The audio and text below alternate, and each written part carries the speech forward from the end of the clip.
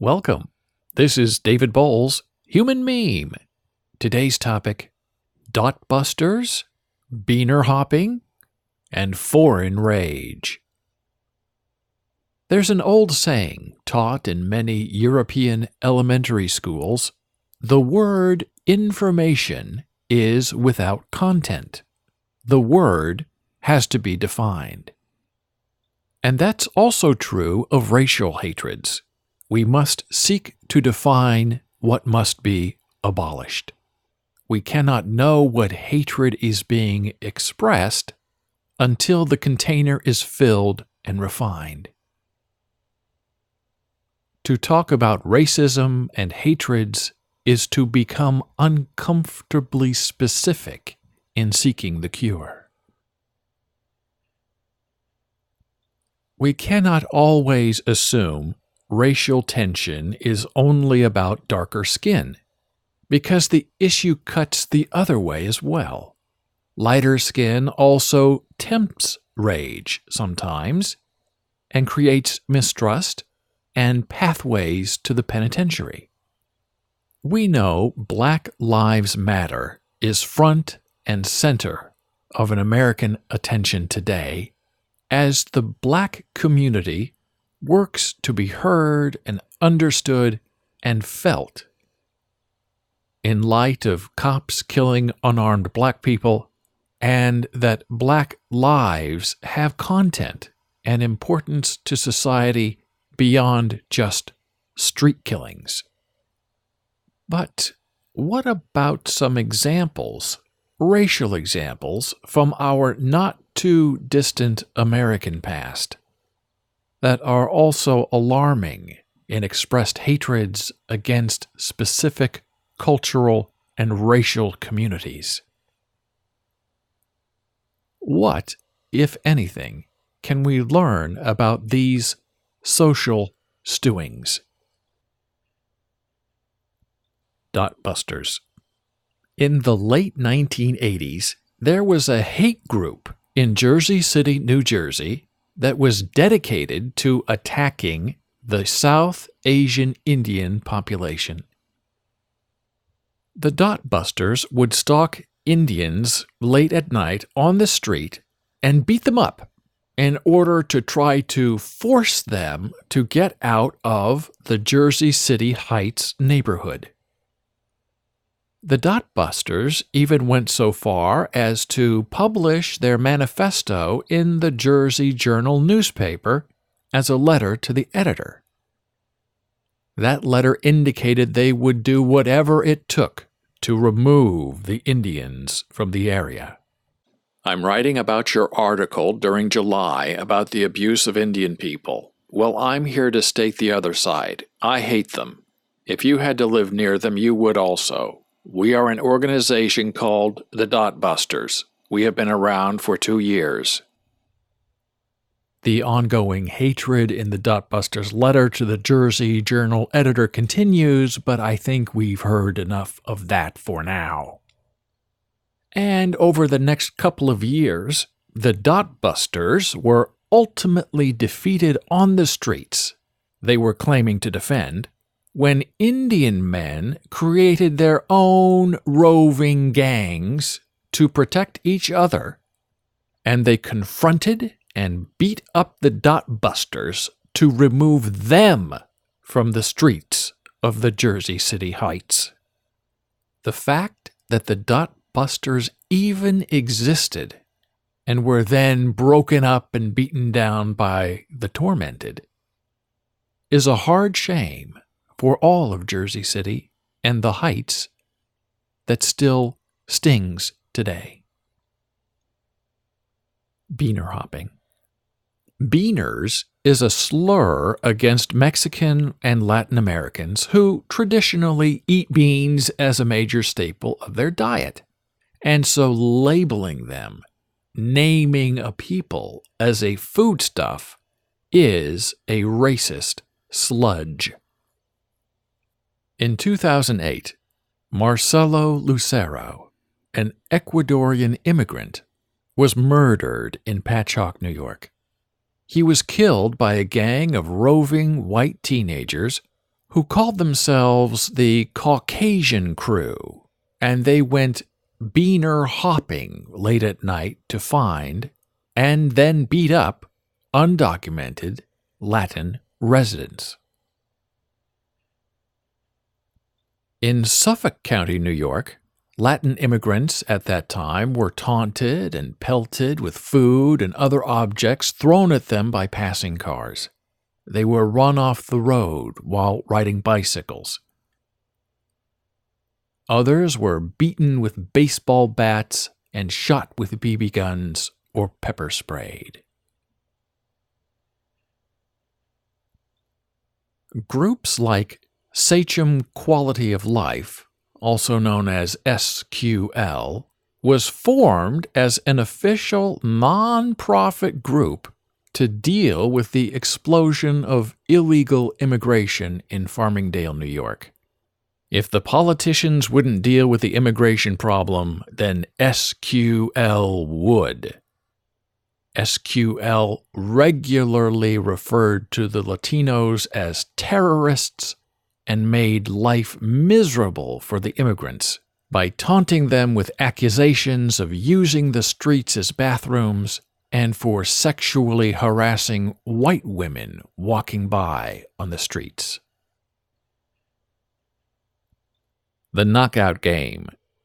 A few years ago, there was the rise of the knockout game, where gangs of minority teenagers would walk by unsuspecting elderly Jewish people and then punch them hard enough to knock them out cold. Some were even killed by these vicious hits. The knockout game eventually moved out of Jewish neighborhoods and into other, more mainstream areas, as Asians and Latinos were targeted for punches they never saw coming. The knockout game continues today. The National Socialist German Workers' Party. Growing up in Nebraska, you'd think the milquetoast coldness of the area would expertly repress hatreds as being uncouth and not done. On the contrary, in the 1970s, one of the smartest high school students in Lincoln, Nebraska, was giving his valedictorian speech to a packed auditorium of staff and students and their families. When he stopped with his prepared speech and then began talking about white power and the rise of Nazi Germany, and then the valedictorian slowly began to disrobe, removing first his mortarboard and replacing it with a cap, and then he took off his graduation robe to reveal a fully reproduced brown shirt Nazi uniform.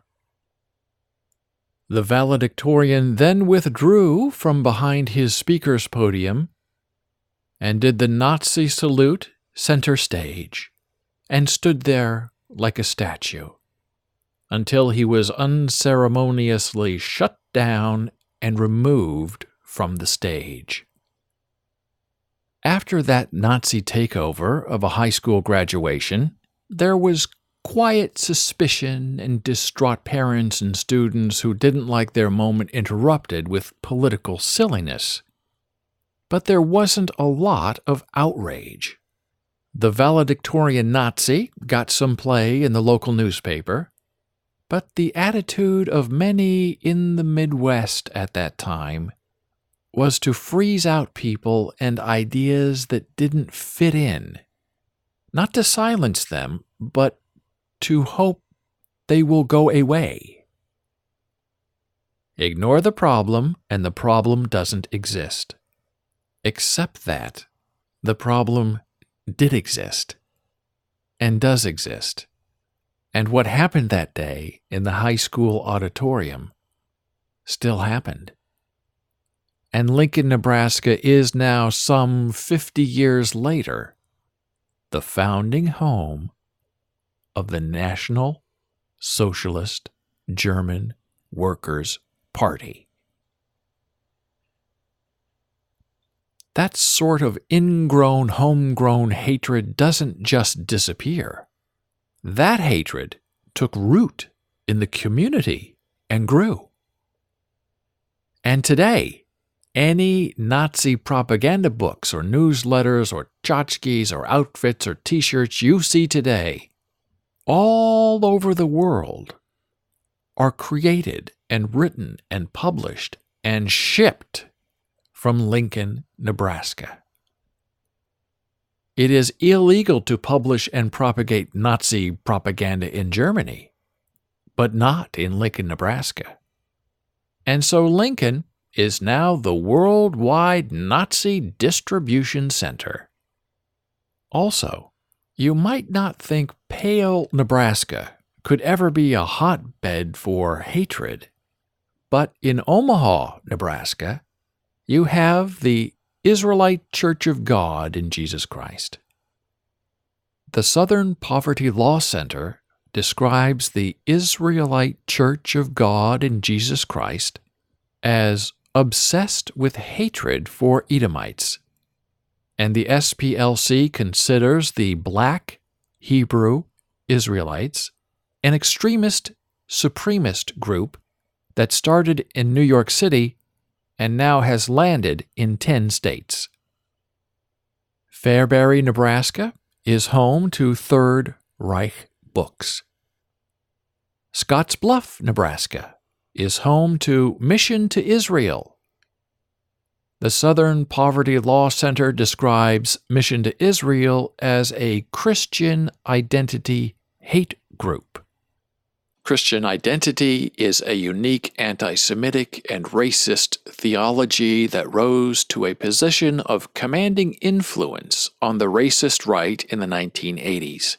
Christian in name only, the movement's relationship with evangelicals and fundamentalists has generally been hostile due to the latter's belief that the return of Jews to Israel is essential to the fulfillment of end-time prophecy. As well, the Southern Poverty Law Center describes Nebraska as the statewide home for the National Socialist Movement. What do we make of these embedded hatreds in the United States of America that are oddly protected on two fronts? Freedom of religion, and, more importantly, freedom of speech. Hate speech is not supposed to be free, but when it is cynically wrapped in a flag or a white sheet or a swastika, the problem of racial violence becomes compounded and confounding. Do we fight violence with violence? If you are being attacked by a roaming gang, do you then fist up and start your own targeted gang to go after those who seek to prosecute you? We must also be wary of the Mobius strip solution, a circular, curving existence where violence only creates more violence without end for all of eternity. But if there is no way out of the circle, then someone has to be tough enough to stand up and say, "This ends here, tonight," and also have the power of the people behind that stand. Unfortunately, we are often too obsessed with the others in America. And as long as I'm not being touched, and as long as I'm okay, and as long as my life is right and protected, I don't care what's happening to those around me, those over there. Over there is right here. What punishes people across the street is soon to arrive on your own front lawn, where it will then invite itself to dinner, and finally it will creep upon you along the night in your bedroom while you sleep. And to dream of a death undone by a life ignored and unlived is a terrible way for the faith of a nation to flow. Thank you for listening. Be a human meme.